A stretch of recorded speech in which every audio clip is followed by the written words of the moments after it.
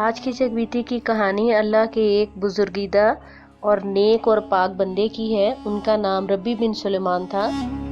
انہوں نے اللہ تعالیٰ کا ایک فرض حج ادا کرنے کے لیے بہت ساری رقم جمع کی اور اپنے بہت سارے ساتھیوں کے ساتھ حج کے لیے روانہ ہوئے۔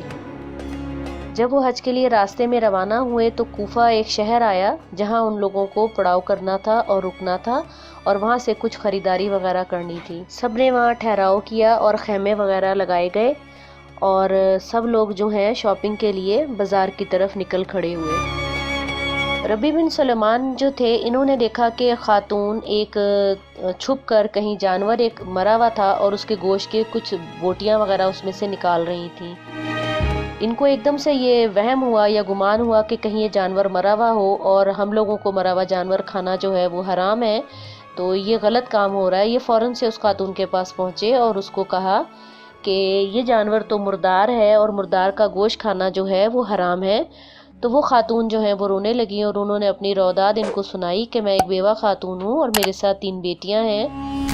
میرے ہسبینڈ کو فوت ہوئے 3-4 سال ہو گئے ہیں اور کسی نے ہماری کفالت نہیں کی ان 3-4 سالوں میں۔ جو بھی ترکہ وغیرہ وہ چھوڑ کر گئے تھے وہ بیچ کر اور وہ خرچ کر کر اب ہمارے پہ یہ نوبت آ گئی ہے کہ پچھلے 3-4 دن سے فاقہ ہے اور ہم نے کوئی چیز بھی نہیں کھائی۔ مجھے یہ جانور یہاں مرا ہوا نظر آیا تو میں نے اس کی بوٹیاں نکالنی شروع کر دیں تاکہ میں اپنے بچوں کو گھر جا کے کھانا کھلا سکوں۔ اور ہم سید زادیاں ہیں، مانگنا جو ہے ہمیں اچھا نہیں لگا کسی سے کہ ہم کوئی چیز مانگیں یا مدد مانگیں، تو اس لیے میرے عزت نے مجھے اس چیز کو گوارا نہیں کیا۔ ان کی یہ بات سن کر بہت یہ جو ہے رونے لگ گئے اور پریشان ہوئے اور وہاں سے اٹھے اور اپنے خیمے میں آئے اور ان کے پاس جو رقم حج کے لیے جمع کی ہوئی تھی یا جو راستے میں خرچ کرنے کے لیے جمع کی تھی، انہوں نے وہ ساری رقم کی تھیلی لی اور جا کے اس خاتون کو دے دی اور جو ان کے پاس رقم اس کے علاوہ موجود تھی اس کا سارا راشن وغیرہ لے کے اس خاتون کے گھر میں ڈلوا دیا۔ اور اداس ہو کے ایک طرف ان کو خوشی تھی اور ایک طرف اداسی تھی۔ اداسی ان کو اس چیز کی تھی کہ یہ حج پہ نہیں جا سک رہے تھے اور خوشی اس چیز کی تھی کہ انہوں نے کسی کی مدد کر دی۔ اس کے بعد یہ وہاں سے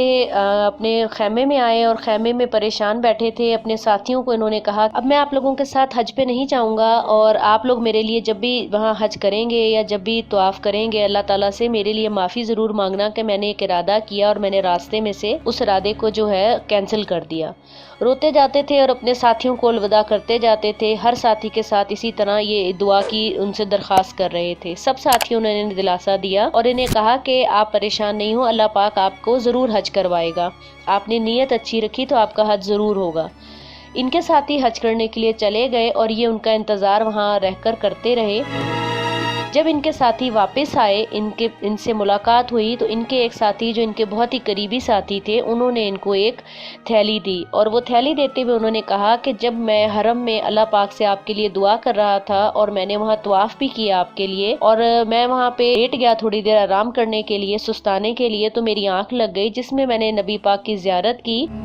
اور نبی پاک نے مجھے کہا کہ آپ کے پاس یہ ایک تھیلی میں دے رہا ہوں، یہ ربی بن سلیمان کو دے دینا اور اس کو کہنا کہ وہ جو ہے اس کا حج اللہ پاک نے قبول کر لیا ہے اور وہ پریشان نہیں ہو، اور ساتھ اسے یہ بھی بتانا کہ اللہ پاک نے تا قیامت جو ہے اس کا حج کے لیے ایک فرشتے کو مقرر کر دیا ہے۔ وہ جب بھی دنیا میں حج ادا کیا جائے گا تو ایک فرشتہ ربی بن سلیمان کے نام کا حج ادا کیا کرے گا، کیونکہ اس نے جو نیکی کی ہے وہ حج سے بہت بڑی نیکی ہے۔